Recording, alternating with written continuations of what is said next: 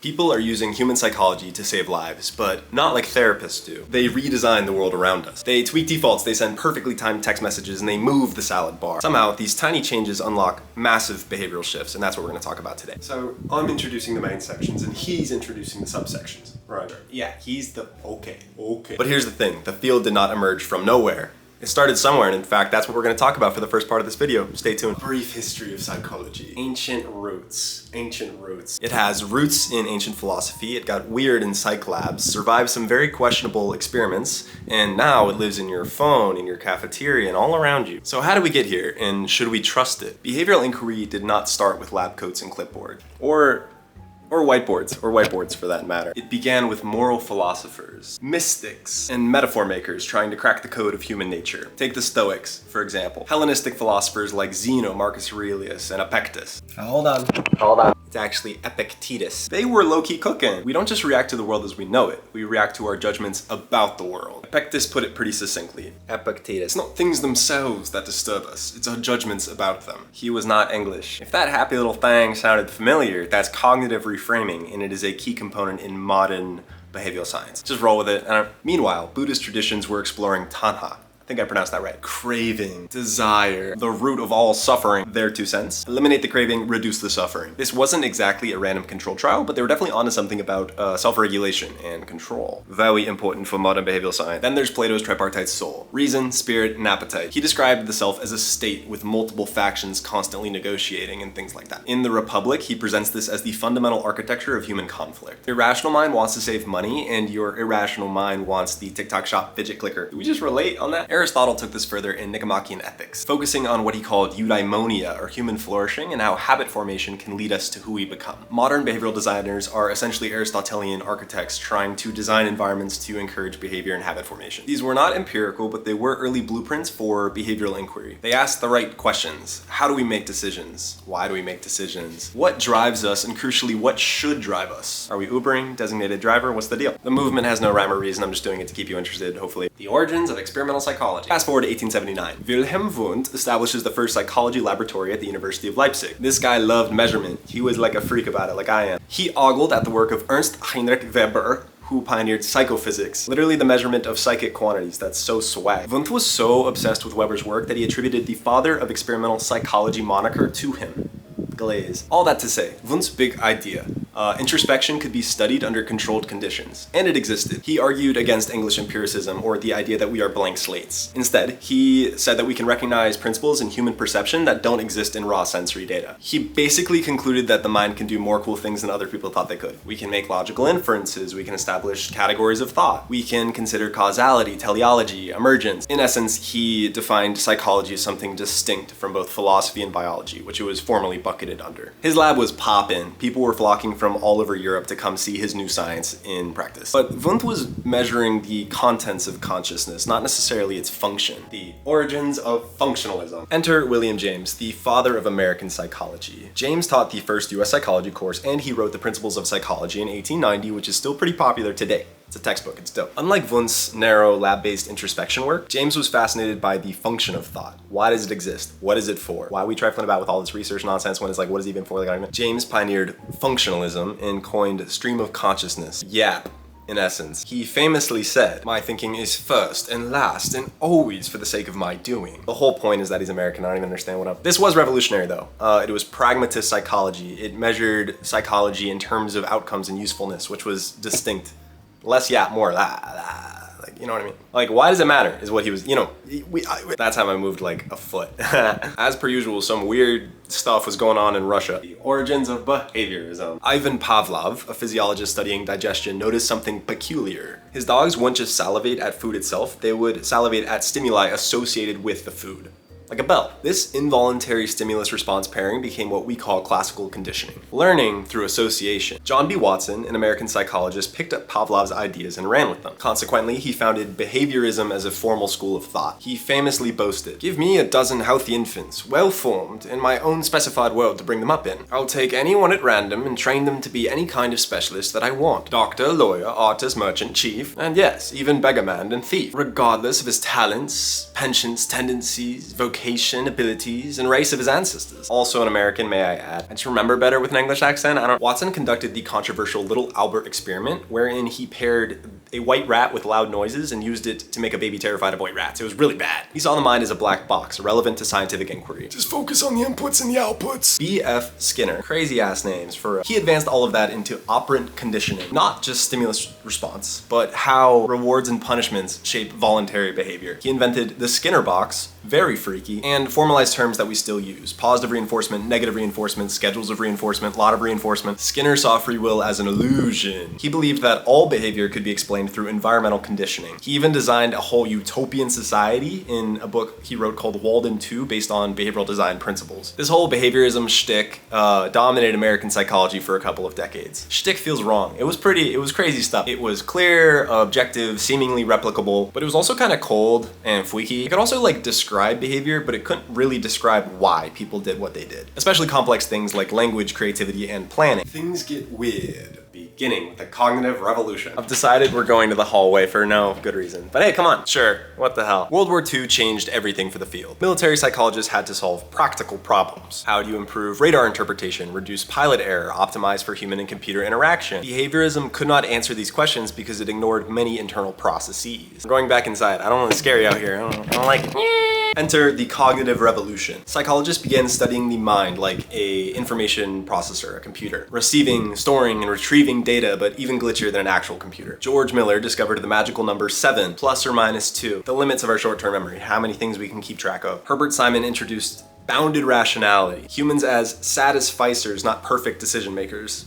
We basically make decisions with the information we have on hand. We're like, all right, good enough. Noam Chomsky, tough name. He obliterated Skinner's attempt to explain language through behaviorism. He argued instead for innate mental structures that contributed and helped along, but we'll talk about that in a different video or something. Stay tuned! The field shifted from studying behavior itself to studying the machinery that produced the behavior. The brain, as a computer. Again, as aforementioned. Boom. Memory, attention, perception, decision-making, language, all that became fair game. While academic psychology was looking inward, the public was still all about behaviorism. Ad agencies, corporate boardrooms, government operations. They were all using behavioral principles to manipulate people and influence people and yada yada. The advent of the male manipulator. Advent. Ads. Check this out. Actually, it's a little bit later, one sec. Things get actually weird. What was the point? World War II saw massive psychological campaigns. Psychological warfare campaigns. The US Office of War Information, Axis Messaging, they all exploited behavioral principles like in-group bias and fear-based persuasion. Post-war, the CIA launched MK Ultra, unethical experiments with LSD, hypnosis, and behavioral manipulation. They were trying to develop mind control, essentially. This, of course, fueled public paranoia about psychology as a weapon. Lab folks weren't really helping. Then you got Stanley Milgram, who was trying to convince people to administer electrical shocks to unwilling participants. 65% complied completely when they were obligated to do so or told to do so by an authority. Essentially someone in a lab coat. You probably know Zimbardo's Stanford prison experiment if you clicked on this video. And in essence, he coached people to be cruel. There were prisoners and there were guards, and it was an experiment, and it was supposed to see how human dynamics unfolded. And he showed that the abuses were crazy and that authority would do horrible things to the folks that they thought they had power over. Again, because they were coached to be cruel, that meant many of the findings were null and void. Nonetheless, it didn't help the public hysteria about psychology as a method of manipulation. They weren't just making you scared about lab stuff, they were also stealing your money. Madmen. Edward Bernays, Freud's nephew, was applying psychoanalytic thought to marketing and advertising. This is that madmen, parallel situation. Good show. He believed people are driven by irrational or rational desires that could be controlled by media. I wonder if makes you think, huh? He made it socially acceptable for women to smoke cigarettes by branding them as a torch of freedom. Great for sales, bad for the whole, situation. Because of all that war stuff, the 1950s also brought fear of subliminal messaging. Hidden messages that could bypass conscious thought. Even when debunked, this reflected the cultural anxiety that was emergent at the time. If we can understand the brain, can we secretly control it? The question became unavoidable. Are we learning how to help people or how to manipulate them? The origins of modern behavioral science, or when economists get involved. While the public debated mind control, economists were having a crisis all their own. Classical economic theory assumes homo economicus, the notion that humans are rational, self-interested, consistent decision makers with stable preferences. Wrong. Real people, they procrastinate, they binge, they do silly things, they forget passwords, they misjudge risk. Your brain is out to get you. Amos Tversky and Daniel Kahneman, I think I pronounced that first one right, hope to God. They were two psychologists who spent the 1970s documenting how people make decisions. They discovered that we lean on mental shortcuts or heuristics that often lead to predictable errors in judgment. Availability heuristic. We judge probability by how readily we can recall examples. Man, do you want to settle our differences and go mini golfing after this? Remember that one time on the news when that guy died doing that? Huh. Yeah, you're right. I figured I asked. Sorry about that.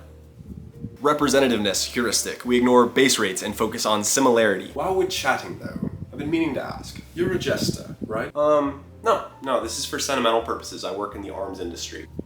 What? Anchoring. We're influenced by the very first number that we hear. While we're talking career though, how much do you get paid to be here, out of curiosity? Well, it's more of an artistic pursuit. It's a foot in the door, if you will.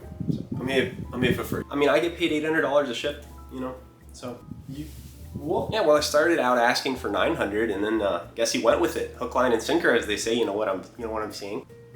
But their masterpiece, their tour de force, was prospect theory. People fear losses more than they value equivalent gains. We're not just irrational, we're predictably irrational. Okay.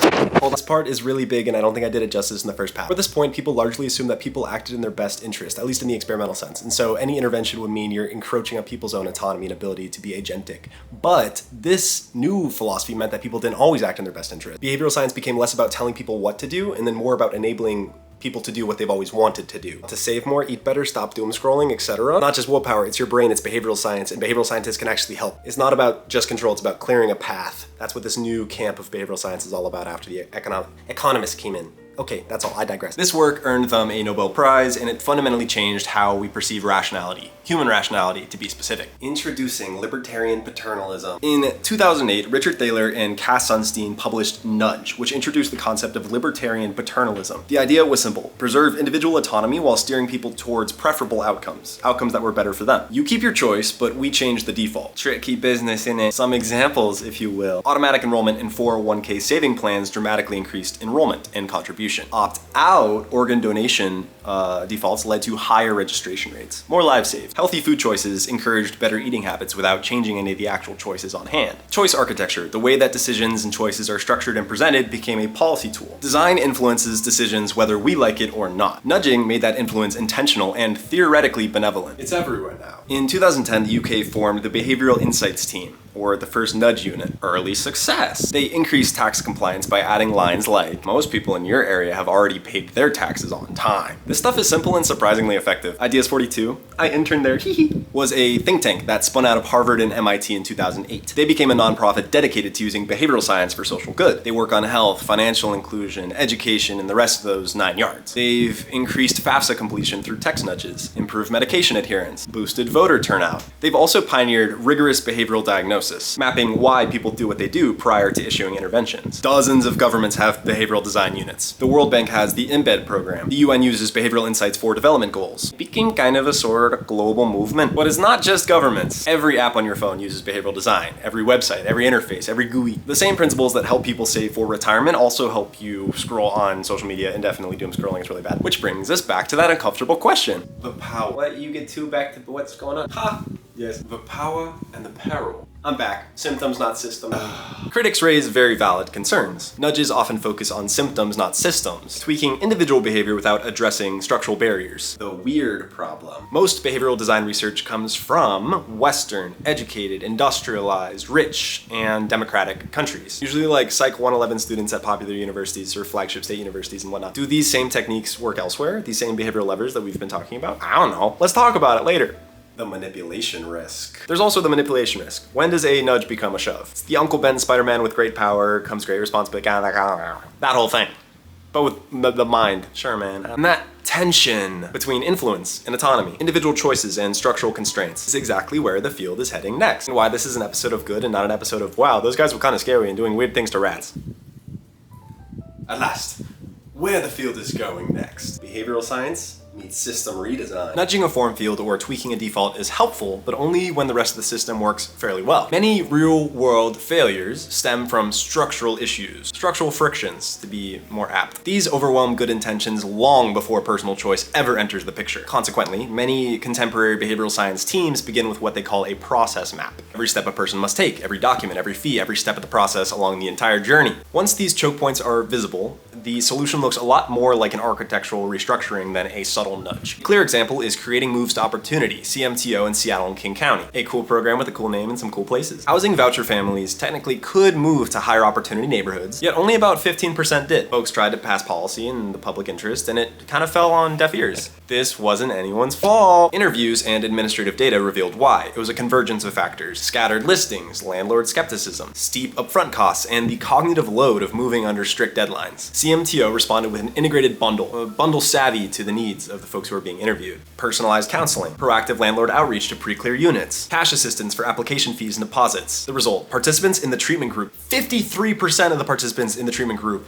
moved to high opportunity neighborhoods. This is a 3.5 time increase. That's like astronomical. This translates into safer neighborhoods, better schools, better lifetime opportunity for the children of those who are leasing. Modern behavioral sciences system level redesign doesn't replace traditional nudges. It orients them inside a pathway where the entire journey makes sense for the end recipient. It's so cool. I want that to be my job. I'm back. Again, throughout this video, I realized I've been a bit opaque about what behavioral science actually is materially in action, and I think this does a very good job of explaining all of that. Again, back in the day, people used behavioral science and psychological principles to manipulate outcomes, to manipulate people. Again, think selling cigarettes to people, using in-group bias and reinforcement and all these different psychological mechanisms. They used lab findings and basically exploited them to get whatever outcome they actually wanted. That could be sales, that could be bottom line, whatever. But after the cognitive revolution, we began experimentally realizing that people don't always act in their best interest. It became very substantive, very salient for people to understand we don't actually do what we want. Like, our brain is kind of at war with us. We don't make perfect decisions, we make good enough decisions. We're loss averse, we rely on heuristics, we deviate from the rational mind model, the homo economicus model that I talked about before. So again, nudges entered the scene. Not to manipulate, but to support, to make environments more conducive to the behaviors that people actually wanted to carry out and act on.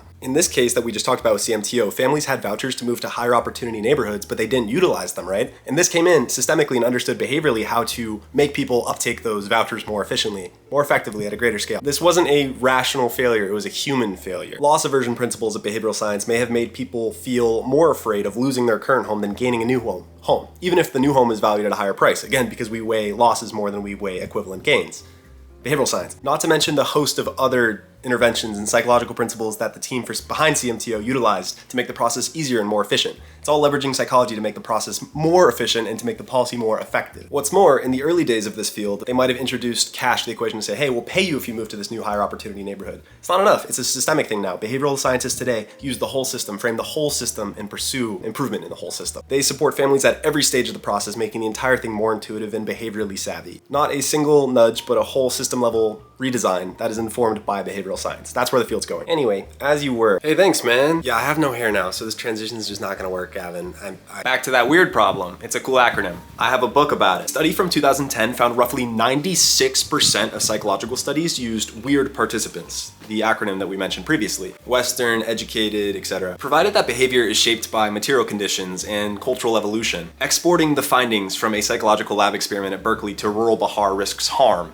It could be very wrong, off base. Psychological mechanisms work very differently depending on cultural context and material conditions. Organizations like the Busara Center for Behavioral Economics in Nairobi are tackling this issue head on. Busara runs field labs across Africa and South Asia. They pair randomized controlled trials with qualitative research and ethnographic studies, rather than import a generic behavioral science intervention from abroad that may not be informed by local context. Busara's team conducts analyses to understand local metaphors and local behavioral science principles and learnings. They understand that values, kin-based institutions, concepts of family and friends, and much, much more, these differ internationally due to divergent cultural evolution. They work to introduce interventions that pay heed to these disparities. For instance, folks in collectivistic cultures, as opposed to independent cultures, they're known to feel shame or social guilt more than internal guilt, which is more popular in weird countries or contexts. Understanding this can actually enable the development of interventions that work, that aren't just guessing. Behavioral principles travel best when they travel with context. Keeping it a nudge and not a shove. I got sued for that one time.